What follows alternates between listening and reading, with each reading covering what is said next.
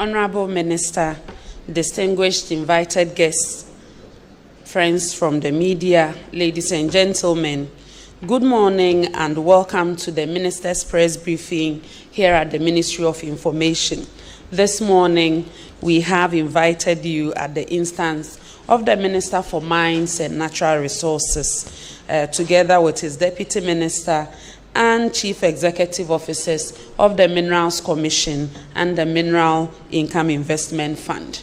They are here to talk about Ghana's first lithium contract, the terms, benefits, and the way forward. If you are joining us from the comfort of your homes or offices, this press briefing is live on GTV, Metro TV, Joy News, City TV, Asempa FM, Adum TV, Asasi Radio, Movement TV, Kesben TV, and ABC News GH. We are also streaming on Facebook at Ministry of Information. Today's briefing will take 4 parts. First, we will take the Minister's address, and then we will take 2 presentations from the Minerals Commission and the Minerals Income Investment Fund, and then we'll come back to you for the Q&A session. But before I yield to the Honorable Minister, ladies and gentlemen, permit me to acknowledge some dignitaries who are here with us. I would like to acknowledge all directors from the Ministries of Lands and Natural Resources and Ministry of Information. We also have with us the Technical Director for Mines, Mr. Peter Ewua. Also with us is the Chief Executive Officer of the Minerals Commission, Mr. Martin Kweku Aisi. Also with us this morning is the Chief Executive Officer of the Minerals Income Investment Fund, MIF, Mr. Edward Nanaya Okranting. Also with us is the Advisor on Mines to the Minister, Mr. Benjamin Aye. We also have with us the Chief Director of the Ministry of Information, Madam Charlotte Morgan-Asiedu. We are also joined by the Deputy Minister for Lands and Natural Resources and Member of Parliament of Takwan Suayem Constituency, Honorable George Mrekuduka. And as I mentioned earlier, we have with us the Minister for Lands and Natural Resources and Member of Parliament for Damongo Constituency, Honorable Samuel Abujinapo. Ladies and gentlemen, on that note, I will yield to the Honorable Minister for his address, and then we will come back to you for the next part. Thank you.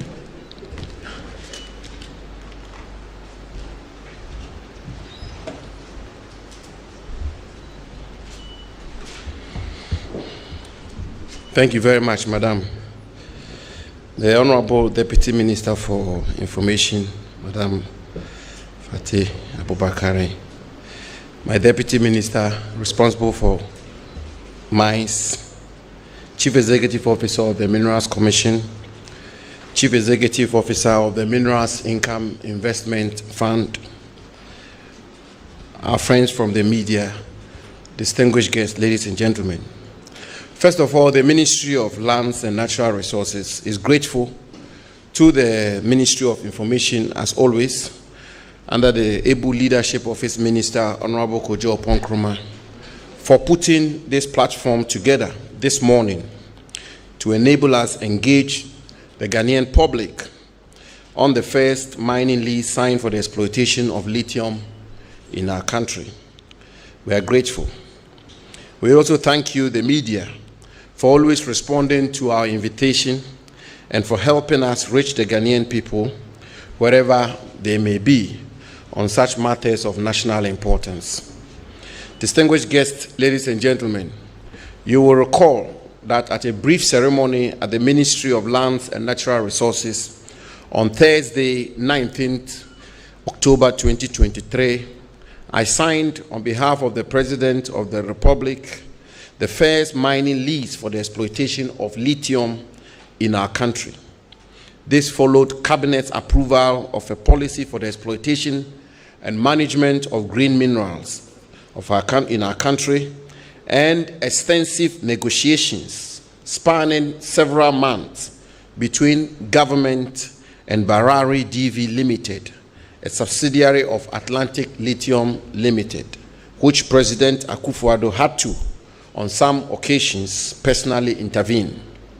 Since this act, there has been some commentary on the mining lease under reference, with several people and institutions sharing their opinion on the transaction. Government welcomes the extraordinary public interest and scrutiny of this mining lease, as it is the surest way of ensuring that the mineral resources of our country are utilized for the benefit of the Ghanaian people, as dictated by our national constitution. We, however, note that much of the commentary ignore the actual terms of the lease, which I am told is available on the website of the Minerals Commission. On 27th October 2023, I issued a 26-point press release detailing the processes leading to the grant of the mining lease and giving highlights of the lease, which obviously differs from all previous mining leases granted for the exploitation of any mineral in our country. This is easily verifiable from a cursory examination of the mining lease under reference. Regrettably, some public commentary on the matter continues to ignore all these details. In recognition of our constitutional duty to manage the natural resources of the country for the benefit of the Ghanaian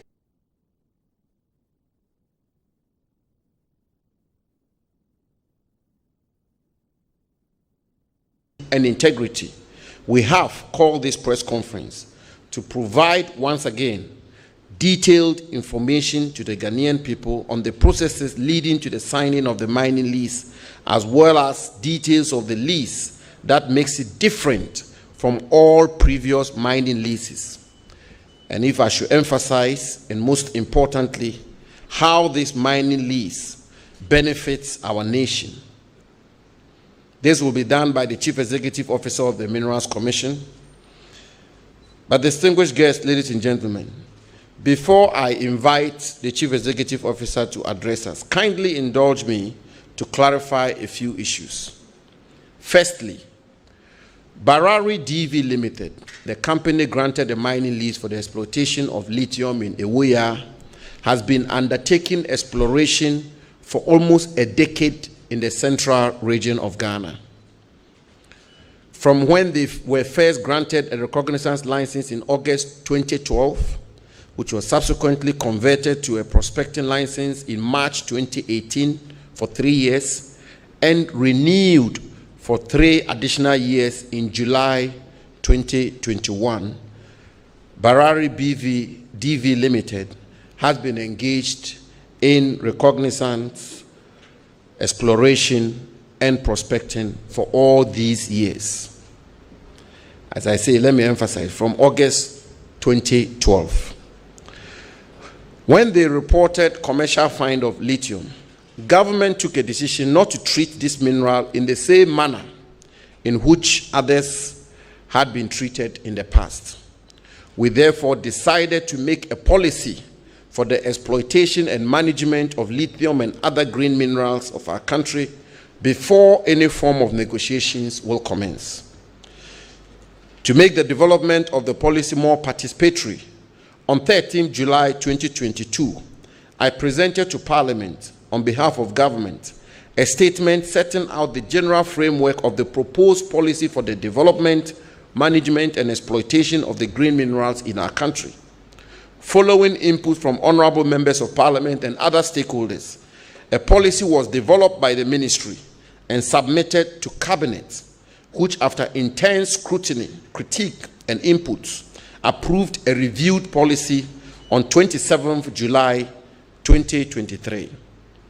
The approved policy includes provisions for an increase in the royalties rate for green minerals, an increase in state and Ghanaian participation in all green mineral operations to a minimum of 30%, just like Geodec and Gisdec, just like bauxite and iron ore, to a minimum of 30%.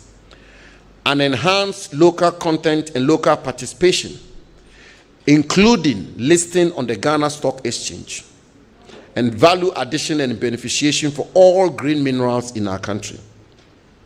It was based on this policy that we entered into negotiations with the company, leading to the signing of the mining lease. Ladies and gentlemen, respectfully, let me forcefully state that this lease differs from all previous mining leases in many respects.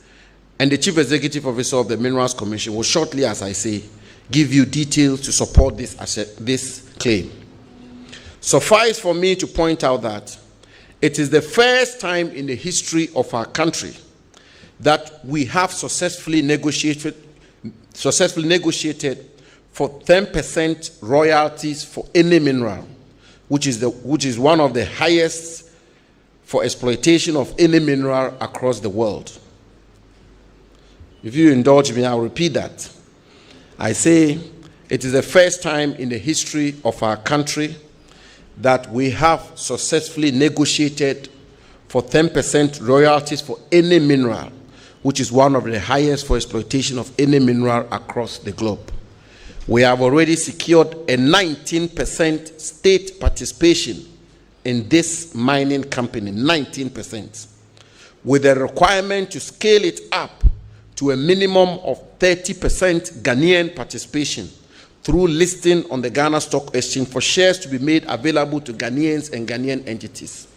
What this simply will mean is that when it is all over, Barari DV Limited, the holder of this mineral right of lithium, Ghanaian and state participation will be 30%.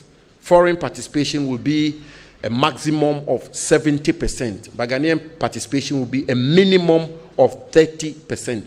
This has never happened in the history of our country in respect of any mineral. Never.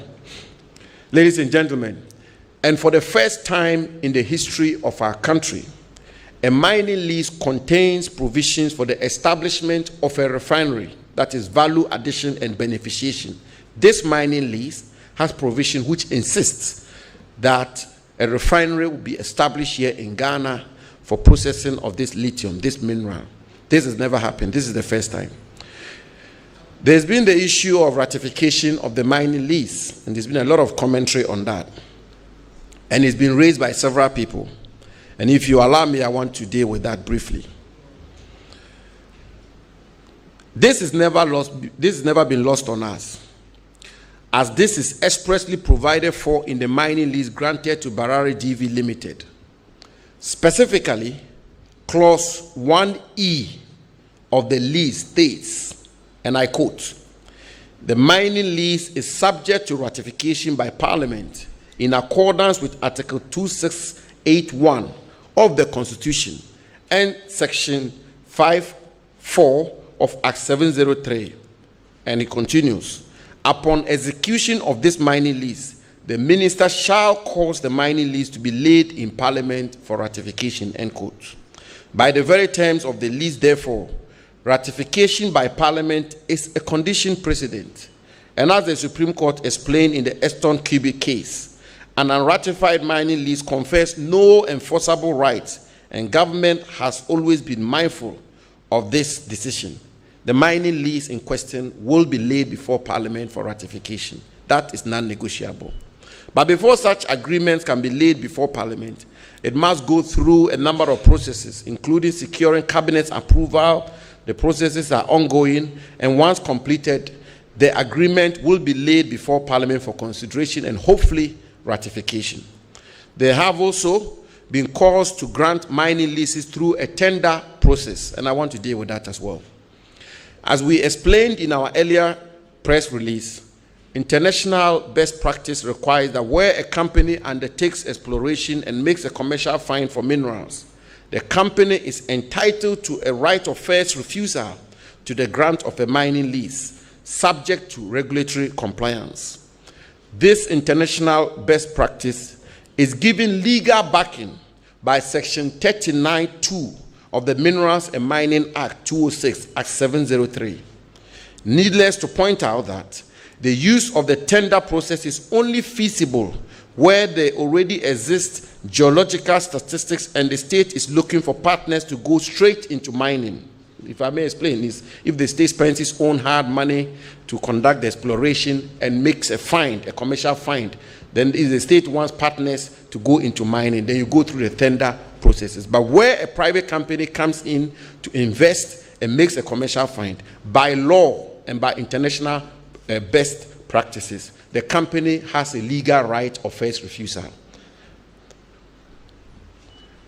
Ladies and gentlemen, let me also indicate that Regulation 2581 of the Minerals and Mining Licensing Regulations 2012 LI 2176, which deals with the grant of mineral rights by tender, gives these instances under which such process may be used. And they are: 1, where the Minerals Commission determines that there exists sufficient mineral information in respect of the area concerned; 2, where the Republic has carried out prior mineral exploration in respect of the area concerned; or 3, where an area becomes available through surrender, revocation, or termination, and 2 or more applications are recorded in the priority register within the 7 days of that area becoming vacant. End quote. In all these circumstances, the state will have enough geological data generated through its own exploration, or where a holder of a mineral right surrenders his interest, or the right is otherwise revoked or terminated. But there is enough statistics generated by a private company that has carried out exploration at great cost, then that entity is, by virtue of Section 39(2) of Act 703, entitled to the grant of a mineral right subject to regulatory compliance, in which case the tender system cannot be legally tenable. The historical lack of resources to undertake exploration has thus meant that we have had to depend on private companies to undertake exploration of most of our minerals, which then entitles them to the grant of mining leases without going through the tender process. And as I say, Barari DV Limited got their first recognizance license as far back as August 2012. They established that legal right as far back as August 2012. And in any event, ladies and gentlemen, the private sector, both foreign and Ghanaian participation, is in accord with best international practice, and this can be verified from several mining countries across the world. It is the private sector that normally engages in exploration. There have also been calls for the establishment of a Ghana lithium company to undertake lithium mining and develop the value chain of the mineral from lithium mining to battery production. And I would like to deal with this too. Ladies and gentlemen of the press, it will be recalled that the policy statement presented to Parliament last year considered the option of establishing an entity along the lines of the Ghana Integrated Aluminium Development Corporation, GIADEC, and the Ghana Integrated Iron and Steel Development Corporation, GISDEC. However, the volumes of the mineral we have currently and our quest to ensure optimal benefit for the exploitation of this mineral meant that that option was not feasible for several considerations. Firstly, globally, only China has an end-to-end lithium value chain.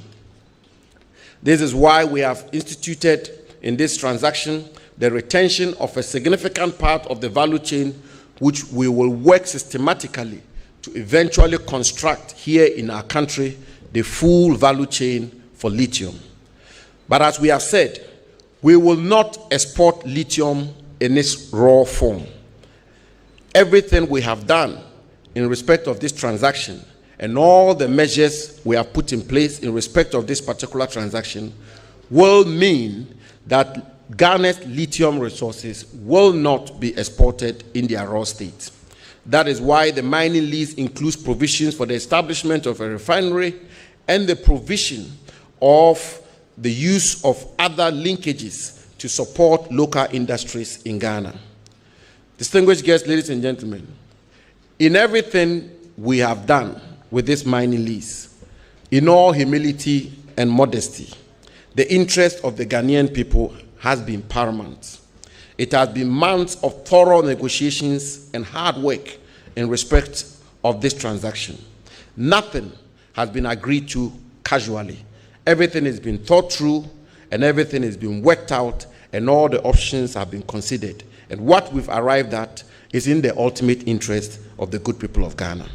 The government of President Akufo-Addo remains committed to the prudent, effective, and efficient management of the natural resources of our country, which have been entrusted to us, and doing so in the spirit of transparency, integrity, candor, and utmost good faith for the benefit of our nation.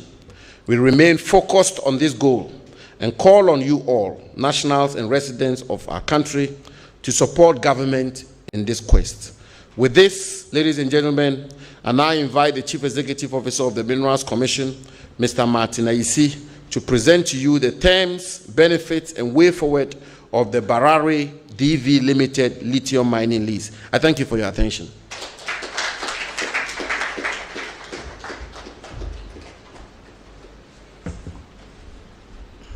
Minister, thank you very much. You've actually made life easy for me, so I may skip some of my slides. Minister, this is raw lithium. I'll pass it around. So those of you, so this is what he said will not go out in a raw form. So this is lithium.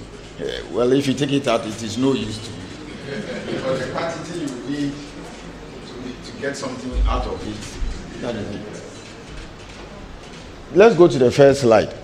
I think Minister has spoken a lot about this, so I could as well skip it. The slides will be made available when we finish. So I'll save time. You can also skip this one. Hang on for a second, go back. So my presentation will take this format. The background, the project, the policy for the negotiations, which Minister talked about. I'll just go into a fine detail. Then the lithium value chain, the terms and benefits, and then the way forward. Next slide. For those of you who don't know the green minerals, I provided a table of a few of them. And if you look at, you can see lithium runs throughout. There's a column for electric vehicles, the kind of minerals that you use. There's a column for renewable energy and energy storage, and then the electronics. You can see lithium is all over the place. So again, this will be made available. Next slide. I'll skip this one because Minister has spoken a lot about it.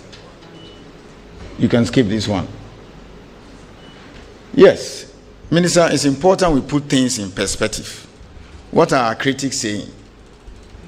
First, they said we should look at the emerging practice in Latin America. And then what Minister said a short while ago, they said you should adopt competitive bidding or JVs or service contracts. There's no doubt about that, and nobody will doubt that. That is transparent, like Minister said. Yes, you can maximize the rent, and of course, you get a higher value because you know what is there. Then you secure a greater value for the state.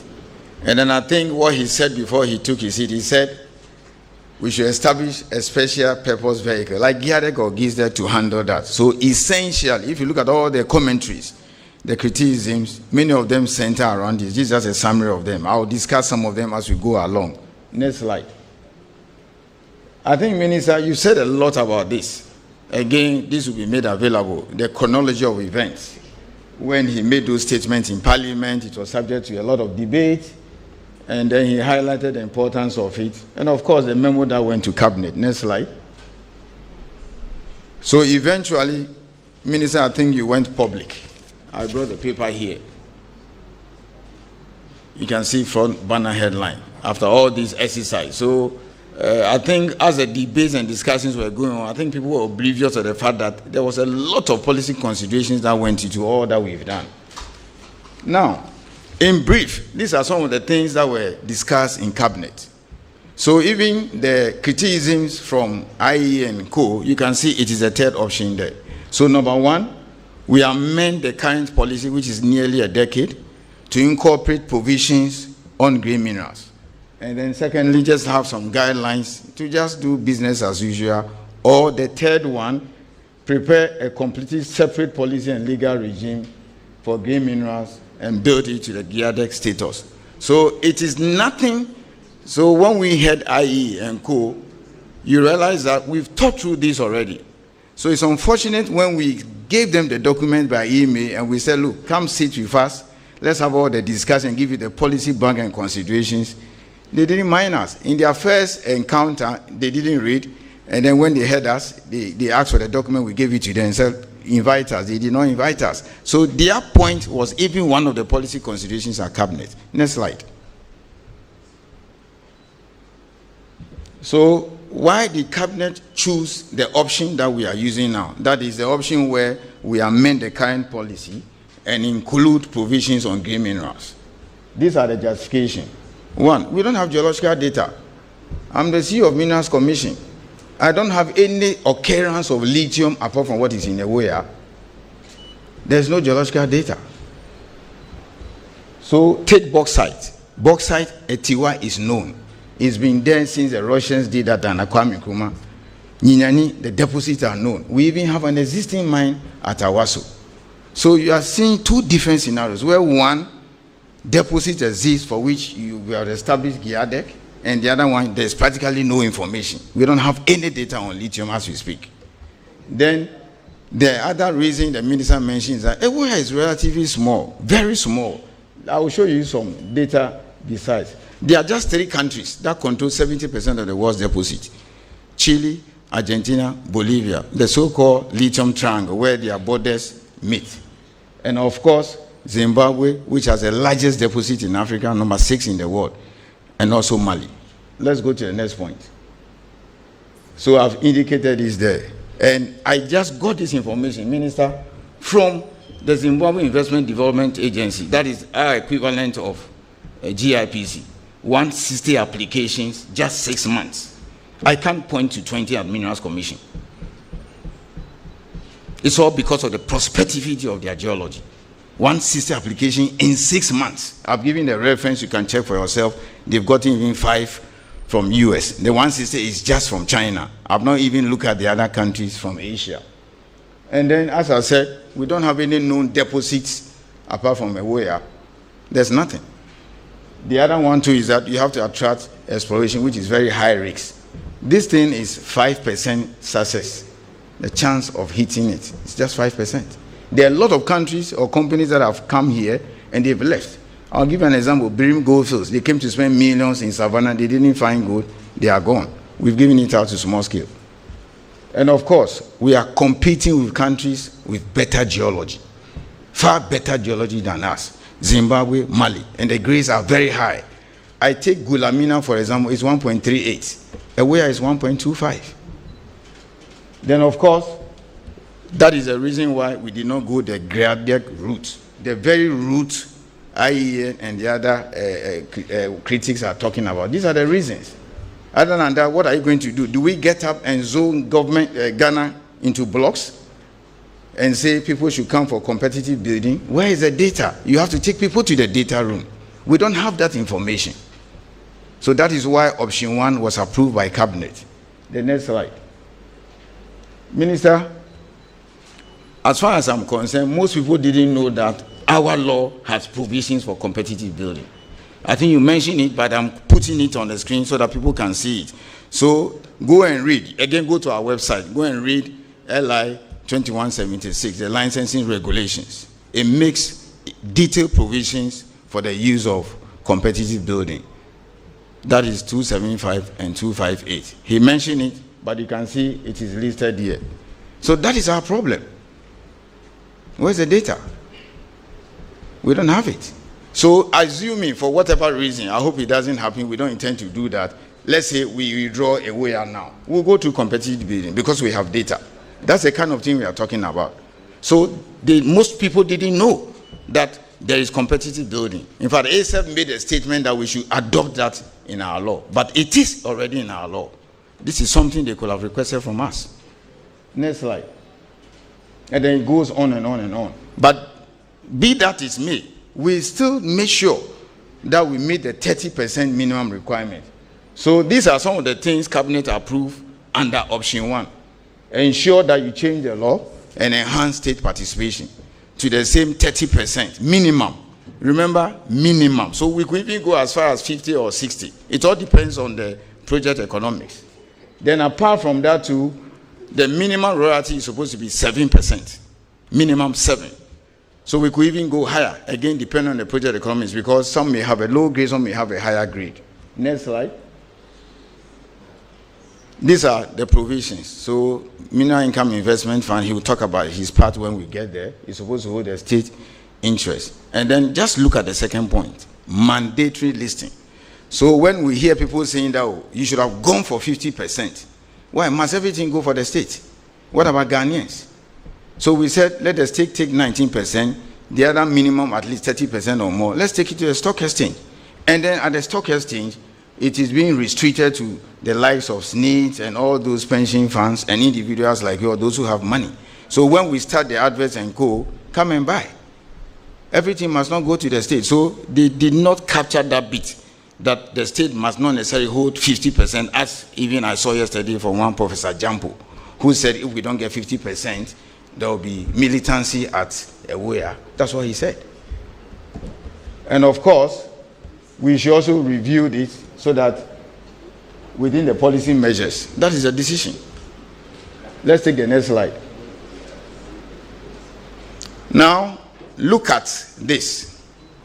5 months ago, Minister, it's exactly 5 months. Look at the concentrate. What I'm passing around is a raw lithium. When you process it, you get a concentrate. That is a price. You look at the price, you see how it has fallen from nearly 4,000 to 1655. It's falling. People are producing lithium now. Just 5 months. Look at the price. And then when you refine what the minister talked about, you can see the price in July, 42,000. As at yesterday, it is 1,711, 17,000. So clearly, the case for refining has been made 8-10 times. When you refine that rock I'm passing around, that is it. And then also, that is the stage. After that, you make the batteries, you do the cells, and then you assemble them. What we are worried is the fact that, or what we hear from people is the fact that we just end up number one. No. I'll talk more about that in the agreement. Let's move on. It's important when you're doing anything, you put it in context. Look at the statistics we have on the board. China has 13% reserves. And then, what do you call it? Australia, 52, 25. So just Chile and Australia produce almost about 80% of the lithium today. And then, of course, China dominates the midstream and downstream. So 44%. 44%. That is the concentrate. Can you go to the previous slide? I want to show you something. The 44%. No, the previous one. Previous. So that is it. Refinery. The refining stage where there's so much money. China alone controls 44%. Let's move on. And then you look at the tail end. As we are getting to the battery itself, China again comes in 77, 78%. So practically China dominates everything. That is it. Next slide. Now let's come to the terms which has generated so much controversy, and I've done some comparison here and there. So we are charging 10%. Means I've made life easy by providing the various clauses in the agreement so that you don't spend your time reading that 40-page document. So if you go to clause 20, you find it there. Australia is 5%. But Australia, as we speak, produces at least half of the world's lithium. 5% royalty. 10%, you can see is there, 10%. Chile, which sits on 40% of the world's reserve, one country, Chile, known. Chile is saying that they want 51% JV, but they have data, they sit on 40%, one country. That's their royalty, 8 to 26, using the margin. So that's why he was happy on the point that outside Chile, we have perhaps the highest royalty in the world. And then, of course, Mali, 6%. And then Zimbabwe, 5%. You go to Mali, there's a project called Gulamina. It is 3 times the size of Ewoya, 3 times, 1 million tons. We are doing 350. Look at the royalty. If we had a Malian type of deposit, means I will have asked you to charge 40% royalty. Okay? And then Zimbabwe, 5%. That is it. So you can look at it. And then those who even have more reserves and better grades than us are even charging this. They are raising to the bottom. Where do you expect people to take their high risk money? Again, let's look at free carry interest. Mali has 10%. Zimbabwe, there's no free carry interest. Latin America, there's nothing like free carry interest. So you have to look at the entire package. There's nothing like free carry interest in Australia. That is it. Next slide. Then these are the other ones. And then there's some controversy brewing about community development. Please, that 1% there, it is not an ownership issue. It's not an ownership issue. This is the first time, Minister, I would like to repeat, this is the first time in the history of Ghana that we are legislating, directly into a contract for community to benefit. Right. What you go, you see the Newmont Harford Foundation, Edikan, Pesos, all those ones, they are voluntary. And it's even, yes, it's voluntary. So Newmont, for example, does 1% profit. What if they don't declare profit? And then 1% of an ounce, $1 of every ounce they sell. And this morning, the price of gold is 2,034. So 1% of that, and then 1% of profit. You can calculate that if it was 1% revenue. Yes, and every country in Africa has adopted 1%. That's a practice, anything between 0.5 and 1%. Fortunately, we have drafted a regulation to make community development agreement compulsory. Yes, we are the only country that have not done that. And the sad aspect is that you go to Tanzania, it is 1% CDA compulsory. Gita Mines pays it, that is Anglo Gold Ashanti. But here, it is voluntary. So that is it. And I did my calculation, the minimum, you are talking about $6 million. Yes, minimum, the minimum price, the one we use for the model. I'm not talking about the kind price. 1587, the one that I was using in the feasibility. You're talking about $6 million. I asked the MC of Infantima, he says his common fund is $100,000, 1.2 million, which is his biggest source of revenue. So you can see this is really a game changer. That is it. So Aware has opened the doors for us to change everything about community development funding. That is it. Let's move on. And then, first part. Minister, I'll shock you this morning. In all the discussions, nobody has been talking about the other byproducts. So FESPA, kaolin, which is in there. Of course, in addition to limestone and tack and clay, these are the 5 minerals that are used for ceramics. We have 5 ceramics companies in Ghana. Keda Ceramics, Jintao, Marco Polo, Waka, and Sentio. Those who are doing oil. Now, they are the only ones in Tema. The other 4 are within the Nchaban Shama enclave. They are all using a gas pipeline. I checked the data this morning. They use 960,000 tons of FESPA at a grade of 8%. Where the discovery is 15 million tons. Divide by 12 years, divide by 1 year, 1,250,000. So, give and take exactly the deposit defined in Where is what is the market size now. But then currently, the nearly 1 million tons, these 5 companies use, they get it from the artisanal miners in Western and Central region. So we need to do something about it. In the agreement, we insisted that we'll make sure no FESPA or kaolin will be exported.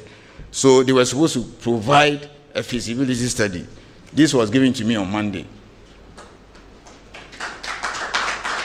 Because we went to COP, I have not had the discussion of going through with you. Next week, I'll get a full feasibility. So by next week, we will know what to do with our FESPA in Ghana.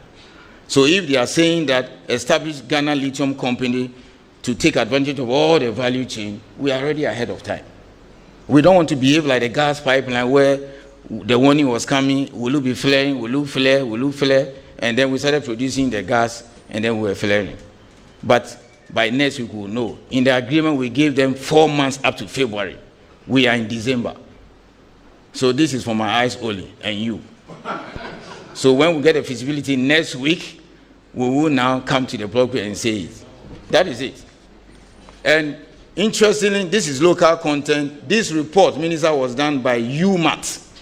The company contracted UMAT to do it. Local content, yes. It was headed by Professor Mankwa, a renowned metallurgist. So it was not done by any expert from Australia or Canada anywhere. This was locally done by our own university, UMAT. It's here. And then it is also in the agreement that if they cannot establish a chemical plant, when a third party does it, they will have to supply the concentrate. That is it. That report has to be ready by February. By February, we will have that report. And then, of course, the MOU that was signed, this is what it has led to. Next slide. I've talked about this already. Feldspar, kaolin, and quartz. So they are used for ceramics. So, Minister, I was quite happy when I heard that we are planning to ban the importation of ceramics. I think I support that so much. So these are the kind of things we can use them for: ceramics, glass, etc. And then let us take note that construction is for 14 months. 14 months. You have to get EPA, you have to get all those things. So we are looking at somewhere by Easter or April next year. They still have to go through all those processes. Means that by that time, all these reports as to what to do with the Feldspar, the project economics of a chemical plant, we'll know that. We'll know that, and again, we'll come here and tell the people of Ghana. So by the time the man will be ready somewhere in the middle of 2025, we are ready to go. We are ready to go. So if the commentators have spoken to us, they will have gotten all this information. Yes. I will defer to Nanaya to discuss more of this, his part, because we heard also saying that we are paid too much. So he's here, he'll talk about it, what went into negotiations. And then that is it. So what are the way forward? I mean, what's the way forward? I will not waste your time. You had said the ratification is a must. That's why I put it in red.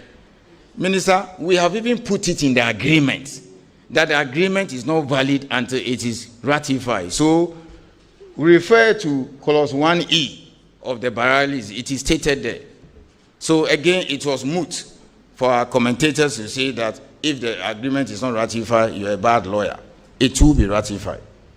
Again, they will have to secure environmental permit. They are working on it. They are working on the operating permit. And then they will also come back to Minerals Commission for all those permits. And then all these various reports, once we get them by February, we'll make a decision. So that is it. Let me say this. By February, we'll know whether or not we have to establish a chemical plant, whether they will do it or a third party will do it. We will know what to do with our Feldspar. We'll know what to do with our kaolin. The quality here is 27%. The one they are buying from artisanal miners is 8%. So I'm even worried what the artisanal miners will do with this, because clearly all the 5 ceramics companies will buy from Ewoya. Why? Because the higher the grade, the less you spend. So that is it. So on that note, I would like to seek your permission to defer to Nanaya to complete the discussions. Thank you.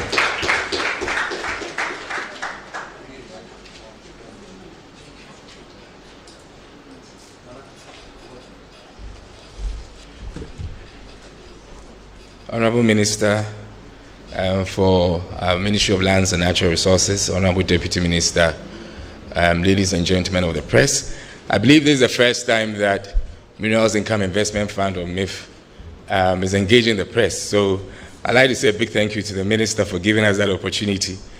We've been accused of being media shy and not appearing, but we're a typical financial institution, so sometimes we have to be a bit media shy. But before I delve into our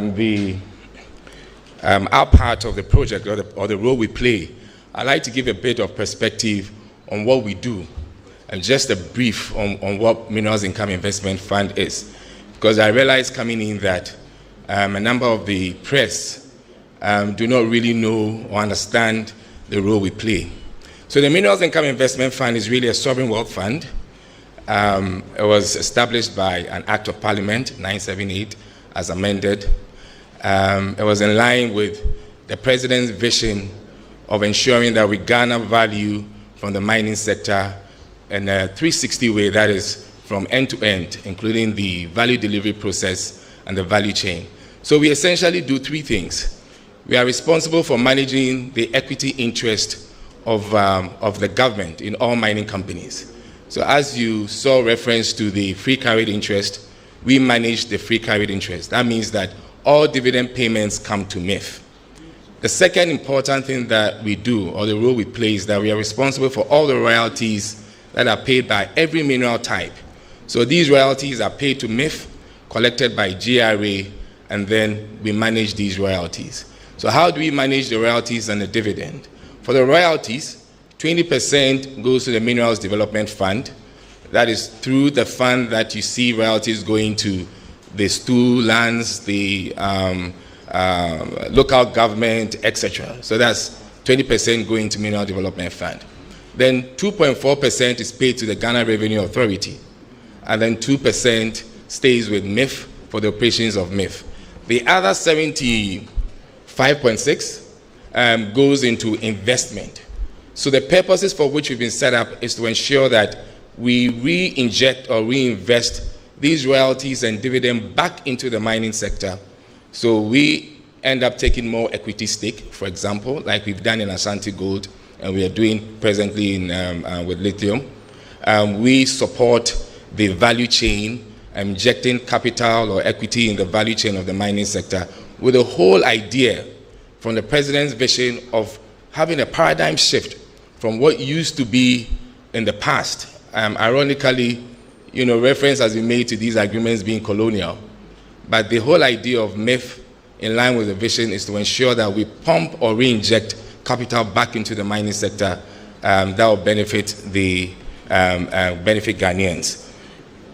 As regards our investment in Atlantic, I don't know who's responsible for the. Because my colleague CEO has actually gone through the fine details, I'll just give a brief on what our investment that led to Ghana having 19% really. So MIF is investing 27.9 million in Atlantic Lithium. We are its Ghanaian subsidiary, Bavari, which has been mentioned. This gives us a 6% interest in the company.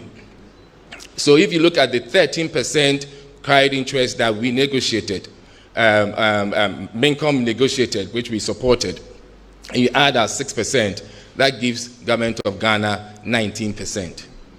Then of course, there's the 10% royalty that has already been mentioned, as you are aware, and that pleases us because that actually gives us extra cash to re-inject into the mining community or the mining value chain. The 10%, which is at variance to the 3 to 5% that we originally had, gives us about $624 million across the life of the mine. $624 million. Then we also subscribed to 19,245,574 Atlantic Holding Company shares. This has not been mentioned in the press, and for some reason we've not had this being commented on, but this is actually another feat that has to be highlighted. This means that Ghana government, through MIF, has 3% of the holding company of Atlantic. This allows us to piggyback on the back of Atlantic in their search or quest for other resources across the world. And this actually gives us a further board seat on Atlantic globally. Questions have been asked on how we worked on the valuation. I met a press person who asked me how we arrived at the valuation, and it's actually a very important point. At the time that we started negotiating, I think Minister made mention of the fact that we've been negotiating for months. We've actually been negotiating for 15 months, moving almost to 18 months really, but for 15 months back and forth. At the time we started negotiating, the share price of Atlantic was around 0.61 pence. Yes, 0.61 pence. We were able to negotiate at a strike rate using a formula that we ended up agreeing with Atlantic on a 15-month weighted average, which came to 0.2598. That's 20 pence per share. As we speak right now, the Atlantic shares is around 0.333 pence. So even before putting money in, Government of Ghana through MIF is actually making a gain before any production of lithium. And this is the strategy that we put in. So even before production is there, we are actually making money. We also negotiated warrants. This means that we negotiated to buy further shares at a locked price. Considering the fact that there's the likelihood of the share price going up, we locked the price at 0.33. And the current share price is just around that. We envisage that the share price will be going up when production comes in. So we may actually end up having maybe 0.78. You know, you can never tell, but we have a locked-in price, which means that even if the share price moves to 0.78, 0.66, Government of Ghana is able to buy at 0.33, and we can decide to exercise that warrant or not. But imagine the share price getting to 1 and us buying further shares at 0.33. This is how we invest. That would give us an extra 4.5% into the company from the 3%. That's the holding company outside the 19% that Government of Ghana has on the local entity.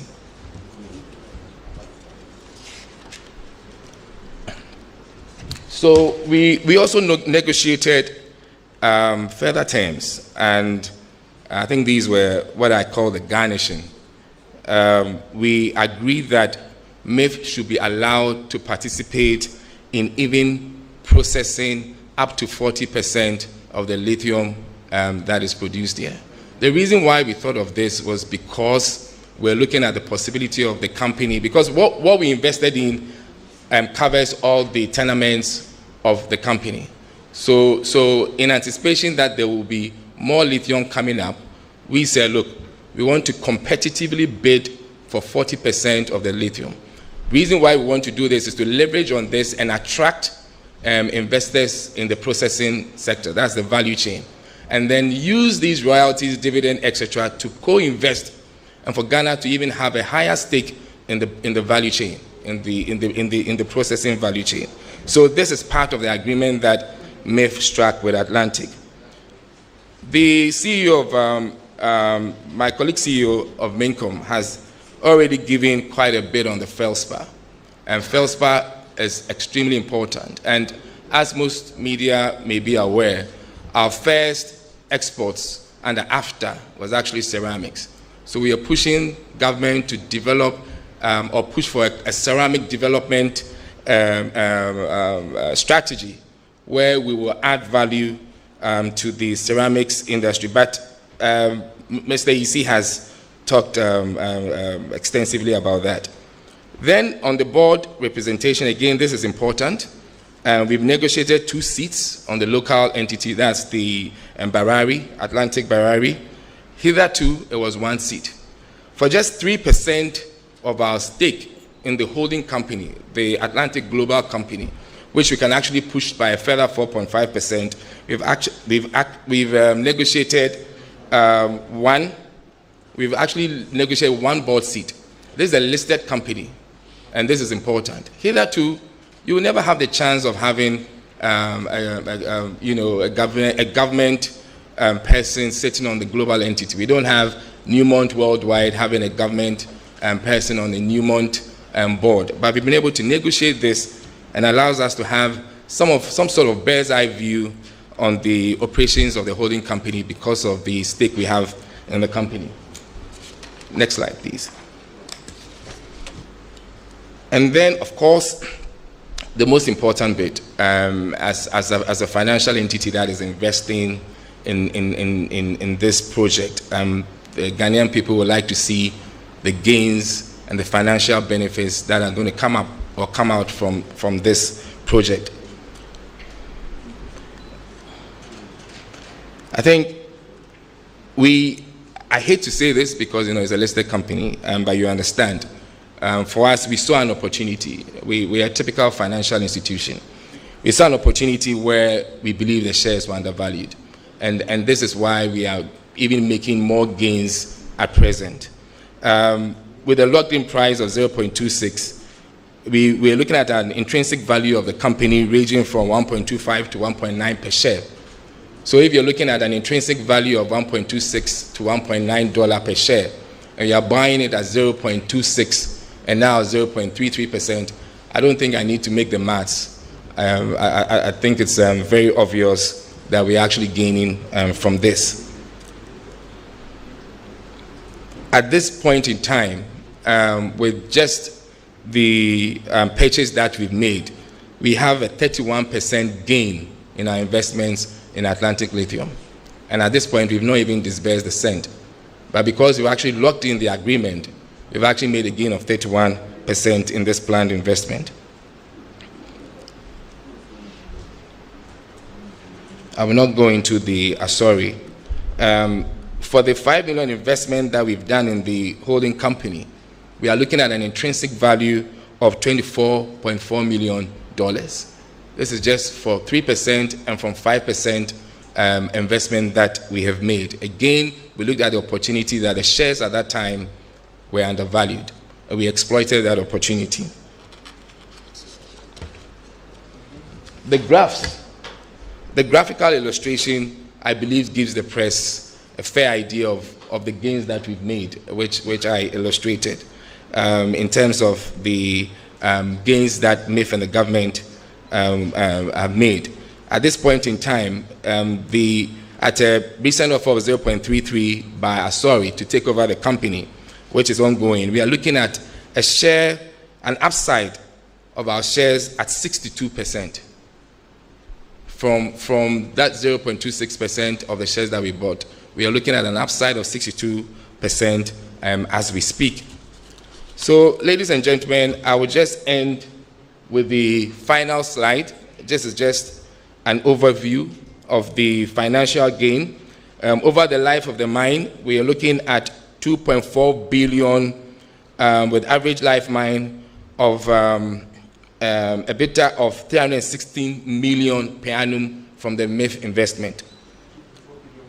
$2 yes, dollars. Free cash flow over the life of mine is $2.4 billion.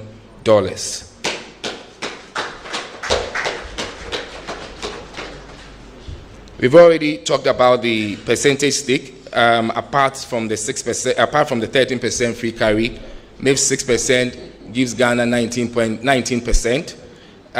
Contrary to what I read this morning, that a lecturer from University of Ghana is alluding that an Australian company has 87% and government just has 13%. The second largest, the largest shareholder of Atlantic has 25%. That's the largest shareholder of Atlantic. This is a listed company. The fact that we define it as Australian does not mean it's an Australian company having 87% and then, you create the ripples that can we go to Australia and do this? No. That biggest shareholder is actually a South African company. It's not even Australian. So we must look at things in proper perspective, I believe. And there's a Ghanaian local shareholder. That's about, we're looking at about 4.4% now because of dilution, the Ghanaian. That's the Barari. So if you really look at the Ghanaian interest, it's actually 4.4 plus 19. That's 23.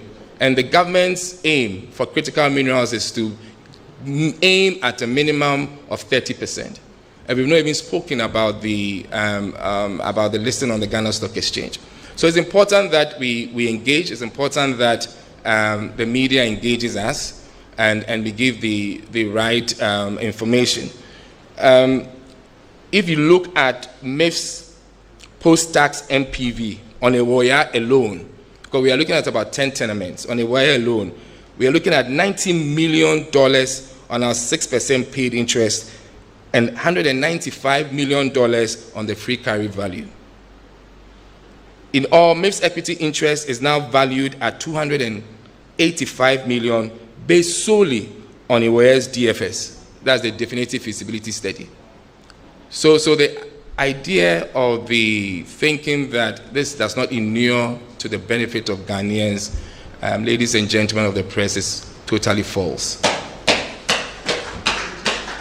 So Since most of the bits have been finally articulated by the Minister and the CEO of Minerals Commission, we are open to questions, but I hope that this has given you a really broad-based idea of what MIF does and what our involvement in the Atlantic Lithium has in terms of beneficiation or benefits to the Ghanaian people. Thank you very much.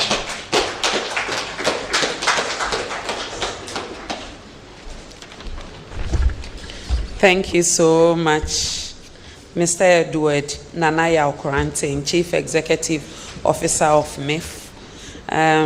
The presentations are just mind-blowing. There is so much that I didn't know before now that I believe Ghanaians have also had the benefits to know, including 1% revenue for community development. So imagine how transformative that will be for the people of Mfantsiman when it comes to so many social amenities, infrastructure within the 8 communities where this lithium mine is going to be situated. Also, it is important to note that throughout all the presentations by Honorable Minister and the Chief Executive Officer of Minerals Commission and MIF, they have continuously mentioned that, 1, the company will be listed on the Ghana Stock Exchange. So if you are in this room and you have the money, when the time or the need arises, you can also participate and get an interest in the company as a Ghanaian. So they are not keeping it as a reserve for only states or government participating. Ordinary Ghanaians, ordinary Ghanaian companies can also participate. And as mentioned by Minister, he says the agreement is subject to ratification by Parliament. So by that and all the other things that they have mentioned, they have followed all the legal requirements and also sought the best interests of Ghanaian in executing this lease agreement. So ladies and gentlemen, we are now on the Q&A session, but before I invite you for your questions, permit me to acknowledge our media partners who are covering this briefing live. If you just joined us, we are live on GTV, Metro TV, Joy News, City TV, Asempa FM, Adum TV, Asasi Radio, Movement TV, Kesben TV, ABC News GH, and streaming on Facebook at Ministry of Information. Please, if you have any question, this is the best time to ask. If you show by hand, they will bring the microphone to you. You mention your name and affiliation and proceed to ask your question. So I can see 5 hands, so let's take all of you for this round. So please, your name and affiliation. Thank you. My name is John Awuni, Kesben TV. Minister, former Chief Justice of the Republic, Madam Sophia Akufu, recently said the lithium agreement signed is not in the best interest of the country, and she's saying that persons who think the lithium agreement is good have undue benefits. Can you clarify on the former Chief Justice assertion? Thank you. Thank you for the question. Thank you very much. My name is Cliff Ekufu, I write for the Ghanaian Times. I have here with me a report by City FM 97.3 FM, and it's dated January 17, 2018. The report states, and I quote, Ghana discovers new mineral, lithium. Ghana discovers new mineral, lithium in the Volta region in commercial quantities by the Minerals Commission. Now, I would want to find out, does this report not contradict the argument made for not going the GIADEC and the GISDEC route? Because per the explanation given, we're looking at the quantity of deposit and limited to Awoya, but the Minerals Commission's own report, that is, if it is true, means we have new findings at the Volta region, and there is the potential to discover new deposits. So, not going the GIADEC route, does this particular report not defeat that argument? My second question is, I would want to find out if we do have a lithium deposit in Winneba, And has that also been given on a lease, as we have heard the disturbances in Winneba in recent times? Thank you for the question. So we'll take the next, and then I saw Duke's hand at the back. But let's take to maximum 2 so that your colleagues will also get the opportunity. No, Mr. Atta, you can't ask 3, please 2. Thank you. Maximum. But I'll even prefer if you ask just 1 so that everyone will get the opportunity. The minister said the lithium lease must go to Parliament for ratification. GNE, Atamensa, must go to Parliament for ratification. I want to find out, in the event it goes to Parliament and there are the proposed changes to the terms, would it affect the agreement you have already signed with the Barali Limited? Then 2, as Mr. AEC said, there's no geological data on lithium in Ghana. I'm surprised. I want to find out if that is so. Is government considering a plan of probably giving more resources to Ghana Geological Survey Authority to expand its scope of surveying for such a mineral, since it's very precious now? Any plan of expanding its scope of survey? Then my third question. No, it's okay. Please, let's move to the next person. All right, good morning. My name is Michael Obodu. I work with TV3. I want to understand when the refinery will... Michael, TV3. Okay. When will the refinery begin operation, as especially as the construction for the exploitation would begin? What percentage of the mined lithium will be refined locally? We already know that a U.S. firm has secured 50% deal of that lithium that will be produced. Do we have plans of following the Namibia example of refining everything we produce? And then also, just for clarification, I heard the boss from MIF speak about locking the price of the share price. I just want to understand how feasible that plan is, especially when we've already seen from the CEO of Minerals Commission that the price of lithium is falling. Isn't that to our disadvantage then? Thank you. Okay. So we'll take, let's take Duke, and then, okay, I'll try and take the 2 of you, and that will be the only round so that Minister can respond to all of them at once. So we'll take Duke and Lancer, and then we'll take the last. My name is Duke Menta, TV3. One of the reasons why we go into negotiation rooms for some of these agreements with weakened knees is the fact that a lot of the risky prospecting and reconnaissance is done by such foreign entities who do it as a risk.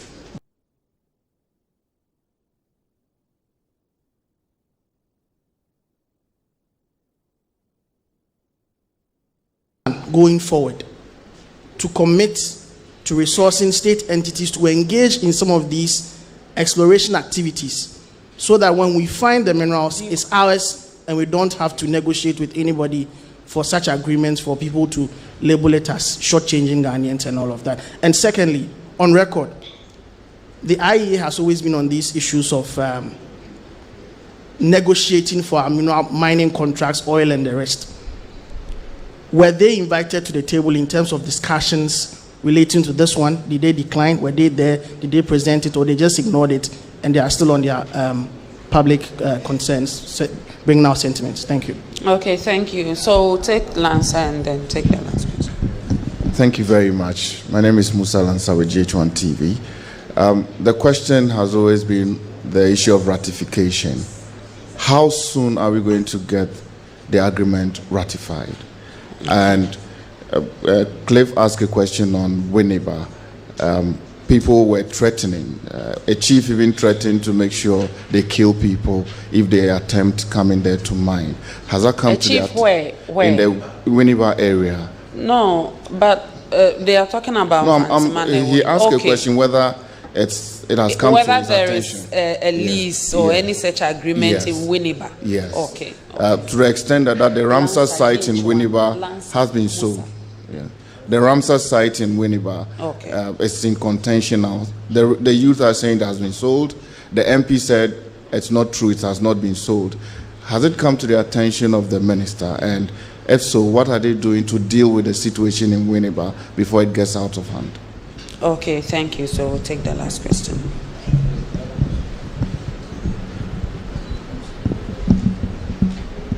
Hello, this is Yinka Ibukun from Bloomberg News. Okay. I have two questions. Your name again? Yinka. Okay. Yinka Ibukun from Bloomberg News. My first question is about, there's a sense from all the presentations that there is a concern about delivering for the Ghanaian people, but also being competitive for investors. Now, you've set a royalty rate at minimum of 7%. Can you explain a bit how you compensate for that and how you hope to be competitive for investors at a royalty rate that you've said is one of the highest in the world besides Chile? And my second question is just to clarify, so we're looking at 11%. Okay.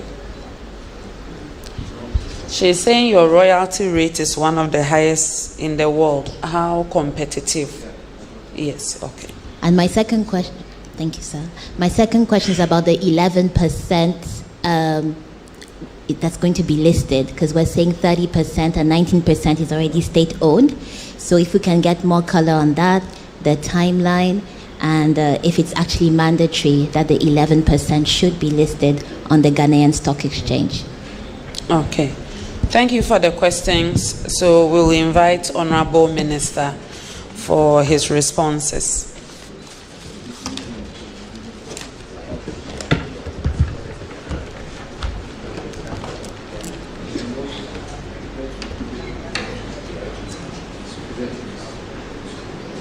Yeah.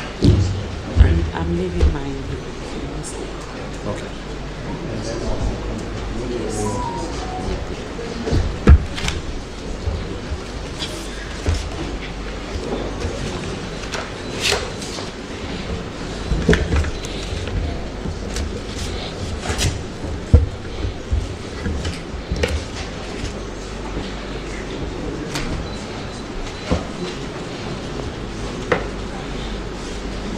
Yes, so Madam Minister, thank you very much, and thank you to my friends for asking these very probing questions, which I believe are very much in order, and I should commend those who asked the questions. They are very interesting questions.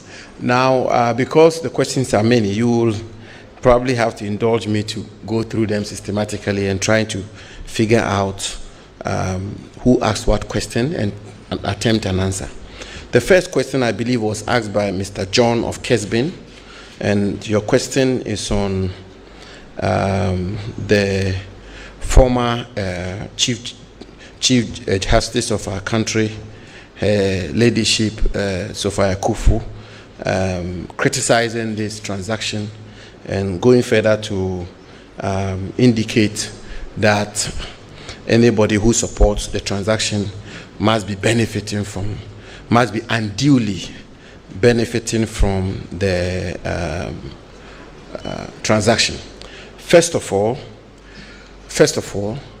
I am very happy, and I want to say government is very happy to listen to superior argument or superior alternative or superior propositions from Ghanaians and from Ghanaian institutions, civil society, academia, and the rest. I mean, much more a personality who is occupied a very high office of Chief Justice. So if the Chief Justice puts forward an alternative, a critique, suggestions, proposals, which are superior to what we are doing. I mean, the most important thing is that we structure an arrangement and we construct a deal which is in the interest of Ghana, all of us. I mean, so we all will have the benefit of it. But so far, unfortunately, I have not heard anything in particular that the former Chief Justice is put on the table. I mean, to say, for example, that 10% royalty is not good. You should have gotten 15%, or that you negotiated for a community development fund. You should have done something else, or that this particular jurisdiction did it that way, so you should go on that route. We've not gotten that. I mean, you heard from the presentation, for example, that when it comes to royalties, when you go to clause 20A of the agreement of the lease, The royalty rate which we've negotiated for is 10%. 10% royalty rate. All mining companies in Ghana from 1957, since we gained independence, pay royalty rate of 5%. Newmont pays 5%. Goldfields pay 5%. Anglo Gold pays the same. You name it. Cardinal, all of them. The negotiated royalties 5%. We successfully negotiated 10%. When you go to Australia, which controls some of the biggest deposits of lithium, their royalty rate is 5%. When you go to Mali, that has a bigger deposit of lithium, almost 3-4 times bigger than ours, they charge 6%. When you go to Zimbabwe, they have a bigger deposit of lithium than we do, they charge 5%. Your government, the Ghanaian government, is negotiated for 10%. So if the former Chief Justice says that is wrong, you should have done 20% because of this and that reason. The lady from Bloomberg, and Bloomberg is one of the leading authorities when it comes to metals, when it comes to minerals. Everybody knows that. I've been to Bloomberg. I've had multiple interviews with them. She asked the question that this 10%, is it not going to make your industry uncompetitive? Atlantic Lithium has swallowed it. Is it going to be the case that a lot more companies will refrain from coming to Ghana because you are charging a high royalty rate? So this is the point. I mean, the discussion gets a lot more productive if we have alternatives. She's not giving any alternative. For example, you go and look at corporate income tax rate. The corporate income tax rate we are charging here in Ghana in this transaction is 35%. Australia is charging 30%. Mali is charging 30%. Zimbabwe, our counterpart sister African country, more deposits than Ghana, they are charging 25%. And Ghana, we've negotiated for 35% of corporate income tax rate. Then somebody says, it's a bad deal, throw it away, and he doesn't or she doesn't give you an alternative that you should have done it this or that way. Lastly, you go to free carried interest. We've negotiated for 13%, and across the sector, free carried interest is 10%. Goldfields is 10%. Anglo Gold is 10%. Newmont is 10%. Cardinal is 10%. Golden Star is 10%. Ghana Bauxite Company is 10%. In this particular transaction, we have negotiated for 13%. And it was hard negotiations. As I said, in some cases, the president himself was involved in the negotiations. And he insisted. When we went back to him and said 8%, 7%, whatever, he said, no, this is a special mineral. Go back, negotiate upwards. We negotiate for 13%. So what is the point I make? And, as you can imagine, I mean, she's a former Chief Justice, occupied the high office in our country, number 4 in the country. So it's a bit difficult to, engage when it comes to a personality like that. But to say the least, I mean, one other point she makes, for that anybody who supports this transaction must have benefited from the transaction unduly. So here I am. I support the transaction. I must have benefited from it unduly. No evidence. No basis for that. No evidence, no basis for that. And when I went to law school first year, the good old law lady, her lordship, her ladyship, Chief Justice Sophia Akufu, taught me that the cardinal rule of the game is evidence. Every lawyer, when you make a claim, evidence. Because this is just a brush that is used to brush everybody who supports this transaction. And more or less casts insinuation and compromise all of us, our integrity. When we all know that the rule of the game is evidence. And that she put something on the table. That Minister Jinapo has some hidden company in offshore where he holds some secret 5% in this company, and that is why he's supporting the deal, then we are having a proper conversation. But you make this statement that everybody, anybody who supports this transaction must be benefiting from the transaction unduly. Sam Jonah, one of the foremost leading mining administrators in our country. If I'm not exaggerating, I'm not too sure that there is anybody, AC and co-inclusive, who can match up to Sam Jonah's pedigree, at least when it comes to the mining sector of our country. When he was running the first biggest mine in our country, in Obuasi, you see and co were still, first year students at the minerals. Sam Jonah has come out publicly to say this is one of the best transactions Ghana has ever negotiated for in the mining industry. He's on record. It was published on the Daily Graphic. I read it. Per the logic, respectfully, very respectfully, per the logic of our senior stateswoman, former Chief Justice, Sam Jonah is supposed to be benefiting and dealing from this transaction. Bloomberg, and I heard them myself, Bloomberg did a thorough analysis of this particular transaction and came to the conclusion that it's one of the best an African country is structured. Bloomberg must be benefiting from this transaction. Professor Richard Amankwa, Vice Chancellor of the University of Mines and Technology, a foremost, well-respected, world-renowned methodologist, very well-respected in the mining industry. Nobody can dispute that.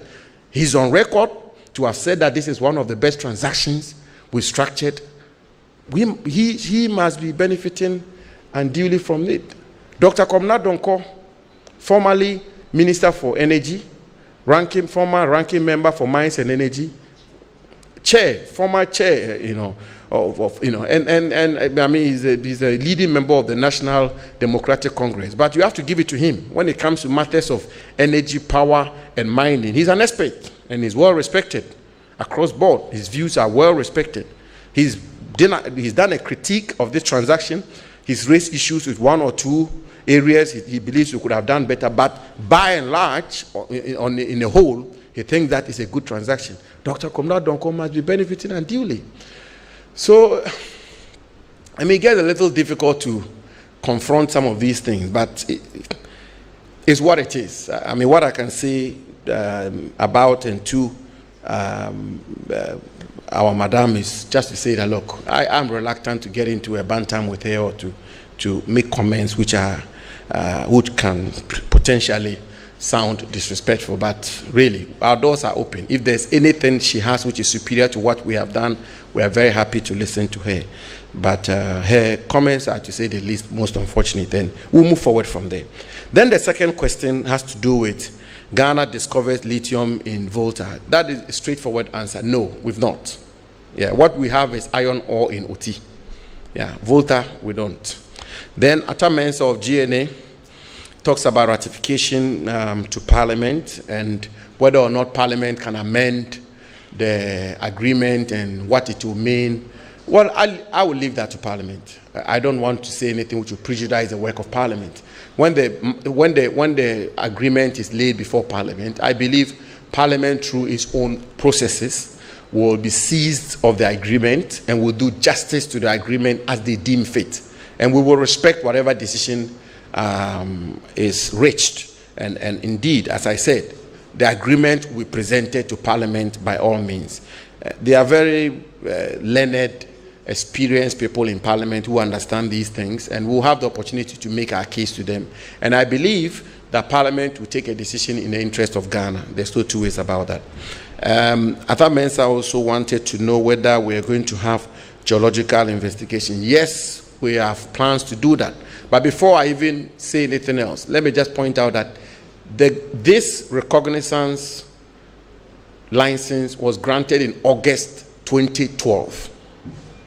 So the legal act was signed, sealed, delivered, and cast in iron as far back as 2012. So it is not as though, I don't want to be partisan here. I mean, leave it at that. The facts are the facts. August 2012, a recognizance license was granted to Barari. And as I've explained comprehensively and copiously, when a recognized license is granted and recognizance is done and prospecting is done, exploration is done, the company has a right of first refusal by law. So it was sealed as far back as August 2012. Now, government is taking steps through the Ministry of Lands and Natural Resources and the Ghana Geological Survey Authority to begin mobilizing resources to empower the Ghana Geological Survey Authority to conduct its own exploration, particularly when it comes to the green minerals of our country. Because, as you can all imagine, it is dangerous to go to the negotiation table, literally blind if you want, without having any proper information to work with. So government is begun that exercise. The Minerals Income Investment Fund is being tasked to work hand in gloves with the Ghana Geological Survey Authority and provide them with the needed resources so that we can have what they call an aeroplane survey of our country, which can capture where we have lithium, where we have concessions, where we have compartments, so that we will be armed with the necessary information to be able to work with. Michael of TV3 talked about refinery and when the refinery will take place. My information is that as early as February, a report on the project economics of the refinery will be ready, and that will inform us on the next steps and the various phases we are going to have to go through to ensure that the refinery is built here in Ghana. But this negotiation was really thorough. And I'll tell you why. For example, in the course of the negotiation, the issue came up that if Barari or Atlantic fails or is unable to build a refinery, what do we do? We, from the side of government, took the view that we will structure the clause to say that Barari and Atlantic Lithium will employ their best endeavors to build a refinery, but failing which, if a third party, in other words, a different company, were to come in to build a refinery, the company will have a right of off-taker from the lithium produced by Barari. So, whichever, and as I speak to you, there are multiple companies, some from Korea and the rest, who are already expressing interest to build refineries in Ghana. And so the deal is structured so tight to ensure that, come what may, we will have a refinery here in Ghana, and we will then realize the vision of the President Akufo-Addo, not to export raw lithium out of our country. Then there's a question of Namibia's refinery. Are you referring to Zinchen refinery? Zinchen? Yeah. But the interesting part of the Namibian one is that the company that is the refinery company in Namibia is called Zinchen Refinery. It's owned by Chinese. It's a Chinese-owned company. So, I mean, I say this with a lot of respect. Sometimes when we read these things and we make these assertions, we have to drill down. We have to drill down. You talk. I mean, come in. There's no country in Africa that has a refinery. Right. There's no country in Africa that has a refinery. No country that I know of. Yeah, they don't have a refinery. Right now, the difficulty most countries are going through is, what do you do with the concentrate? Because right now, Zimbabwe, the concentrate is being exported. They even do galamsey with their lithium. They put this one in bags and take it across the border. So there it is. The Zinhai company we talk about is about to begin their work and operations. But the most important point I like to make is that company is a Chinese-owned company, and we need to be mindful of that. Then Duke from TV3 talks about will government find resources to conduct exploration? I think I've answered that already. And then the issue of Winneba, which is the Yenko Forest Reserves, which is where Abuachri, the antelope, is found, isn't it? I want to give a very straightforward answer to that. And I give the answer to 3 different areas: Yenku Forest Reserves, where you have Abuachiri, Moli National Park, which is a forest reserve in my own constituency of Damango, Kakum National Park. And I want to very respectfully plead and crave your indulgence as the fourth estate of the realm that we should continue to establish the facts, establish the truth. Establish the truth is absolutely important. A mining lease is being granted in respect of a particular forest reserve is easily verifiable from the website of the Minerals Commission. So it is either a mining lease is being granted or a mining lease is not being granted. And to that extent, let me very emphatically and without a shred of equivocation indicate that there is no mining lease in respect of Yenku Forest Reserve, which is where the Abuachiri takes place. There is just no mining lease. So anybody who claims that there is a mining lease covering Yenku Forest Reserve where Abuachiri takes place, with the greatest of respect, it's a figment of the person's imagination. It's not correct, it's not true. And you can check that, you can verify that from the Minerals Commission. 2, that's another matter. That's another matter altogether. I will get a geologist come and answer that question, don't worry. Yeah, but the claim, the allegation, the assertion, which is generated this, in my view, needless controversy and uproar, is that there is a mining lease covering Abuachiri. There is no such mining lease. 2, Moli National Reserve, there is no such mining lease. Kakum National Park, there is no such mining lease. And I was drilled and grilled and pushed and shoved during the budget presentation. I won't mention the media house. The media house asked me for an interview to discuss the presentation of the finance minister. And almost 1 hour of an interview, nothing about the budget, no question about budget. Everything was on Kakum National Park. And I kept insisting that there is no mining lease in respect of Kakum National Park. So far as I'm concerned, we could have concluded that part of the interview in 2 minutes for us to move on to discuss the budget. But no, we went on and on and on. You should Google it and find it. It will be on YouTube. It was quite hilarious.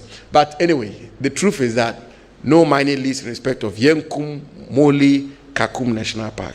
And I think the final question is from Lanza from GH1.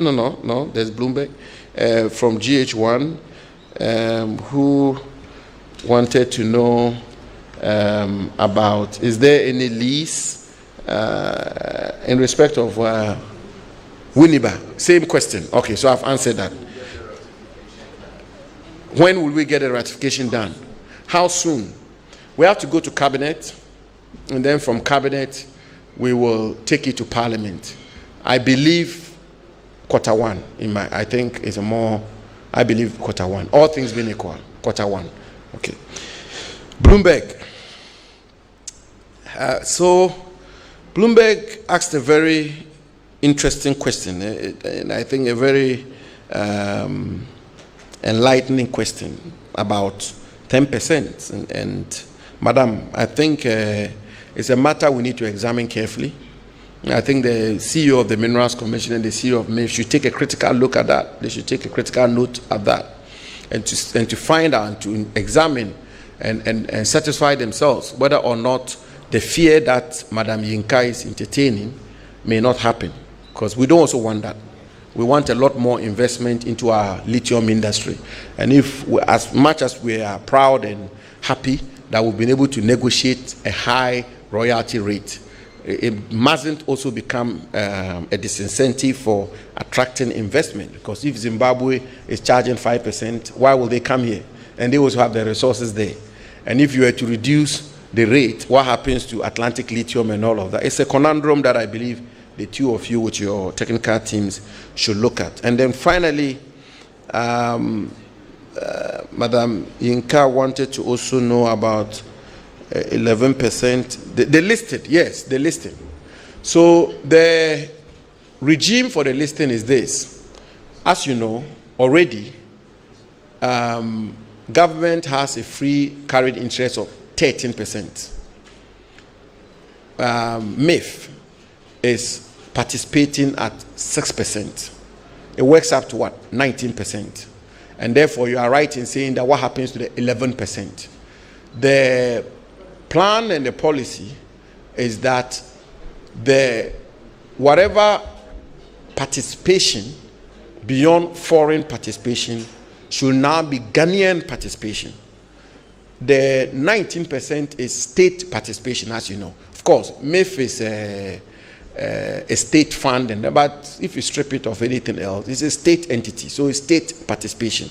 13% obviously will be held by the state. So 19% is state participation. So the 11%, which then takes us to the minimum of 30%. And I want to emphasize that that minimum of 30% is in accord or the same as the requirement for minimum Ghanaian state participation in respect of GIADEC and in respect of GISDEC. So even the argument that we should have set up a Ghana Lithium Development Corporation, we've dealt with that. We've answered that through this minimum 30% participation, because at the heart of GIADEC and GISDEC was to insist that whatever bauxite or iron ore operations which will take place in our country, there must be a state Ghanaian participation minimum of 30%. In this particular case, the policy which was approved by the government of President Akufo-Addo also insists that there should be a minimum of 30%, which is why we've already gotten a participation of 19%. The 11% will be worked out at the level of the Ghana Stock Exchange. And we're insisting that the persons who will be eligible to hold shares at the Ghana Stock Exchange up to that minimum level must be Ghanaians or Ghanaian entities. And I recall the president in the course of discussing this matter, I recall vividly, the president posing a question to the chief executive officer of the Ghana Stock Exchange. I've forgotten her name. Madam Abenamwa, yes. The president posing a specific question to Madam Abenamwa, the chief, that what measures are you going to put in place to ensure that we do not have fronting, so that people subscribe to shares on the Ghana Stock Exchange in respect of this lithium operations, but when you dig and you go beyond the layers, it is actually foreign owned. And she assured the president through a plethora of measures they are going to put in place to ensure that if it's Mr. Jinapo who has bought a share in Atlantic Lithium on the Ghana Stock Exchange, it's indeed Mr. Jinapo, a Ghanaian, and not Mr. Jinapo fronting for a Chinese or an American or Australian. So it's a minimum of 30% on the Ghana Stock Exchange. We have 11% to go, but it can be more. It can go as far as 50%. And we can get to a point where this mining operation will end up becoming wholly Ghanaian owned. But you have to put in place the measures and the regulations in place to lead you to that point. We are now at 19%. We hope to ramp up when they list on the stock exchange to a minimum of 30% and beyond. So, Madam Minister, my Deputy Minister, Chief Executive Officer, members of the press, first of all, let me thank you very much for honoring our invitation.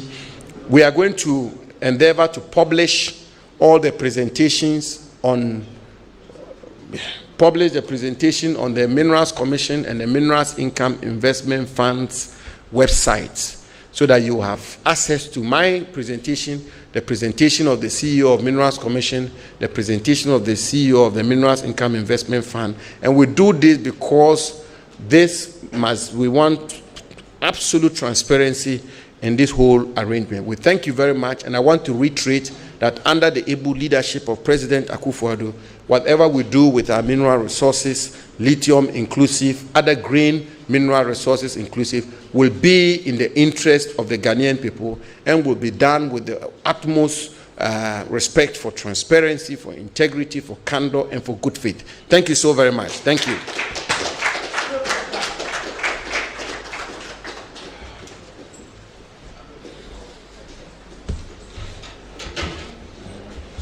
On behalf of my boss, the Minister for Information, Honorable Kojo Opon Kroma, management and staff of the Ministry of Information, I would like to thank you, first of all, Minister for Lands and Natural Resources, and your deputy, and the Chief Executive Officers of MIF and Minerals Commission for making time for this very important exercise.